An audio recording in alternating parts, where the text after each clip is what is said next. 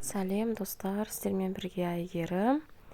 Бүгін сіздерге осындай керемет болып шығатын бауырсақтың рецептімен бөлісетін боламын. Алдымен менің каналыма жазылып кетуді ұмытпаңыздар. Видеоны соңына дейін қараңыздар.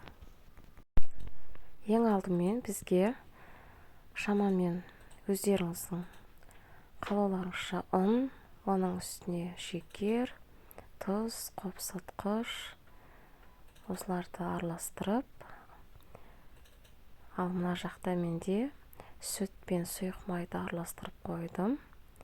Және де міндетті түрде ашытқы қажет. Енді осыны ұнмен араластырып, алдымен ұн, шекер, тұз және де ашытқы, қопсытқыш, бір жұмыртқа және сүтімізді қосып, осылай жұмсақ қамыр етіп илеп аласыздар. 2-3 сағатқа ашытып қоясыздар. Қамырымыз ашыды. Менде кемінде 2 сағат тұрды. Енді осы қамырымызды елеп 3 бөлікке бөліп алдым. Сіздерде қанша адамсыздар, соған қарай жасай бересіздер. Құрамын көз өлшемімен, бізде аз адам болғандықтан мен 3 суала жасадым.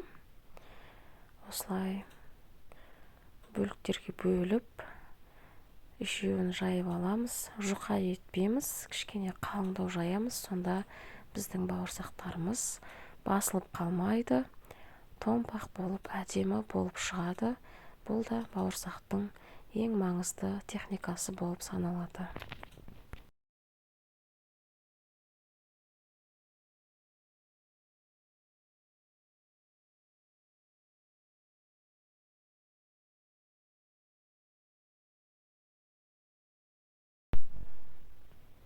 Сосын сіздерге бір айта кетейін, бауырсақты жоғарғы сұрыппен илесеңіздер, өте әдемі болып шығады. Бірінші сорттан қарағанда жоғарғы сұрыптағы ұн бауырсаққа керемет кетеді. Сол жағында айта кетейін. Егер де болмаса, бірінші сортпен де илеуге болады. Енді осындай қалыңдықта жайып болғаннан кейін, осындай стақанның көмегімен болсын, немесе кәдімгідей кесіп алсаңыздар да болады. Мен осылай домалақ етіп істегенді жақсы көремін. Міне қалыңдығы осындай болу керек. Енді осына қызып тұрған майымызға салып, екі шетін пісіріп аламыз. Өте керемет болып шығады. Осы рецептпен жасап көрсеңіздер, егерде суға емес, сүтке илеген кезде біздің бауырсағымыз өте дәмді, өте керемет болып шығады. Осылай барлығын екі шетін сарғайтып аласыздар. Қатты қызартып жібермеңіздер. Менде мына бірінші салған бауырсағым қызарып кетті, себебі майым қатты қызып тұр екен.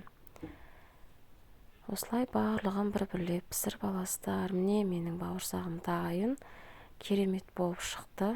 Өте өзіме қатты ұнады. Видеоны соңына дейін қарағандарыңызға рахмет. Сіздермен болған Әйгерім. Қош сау болыңыздар.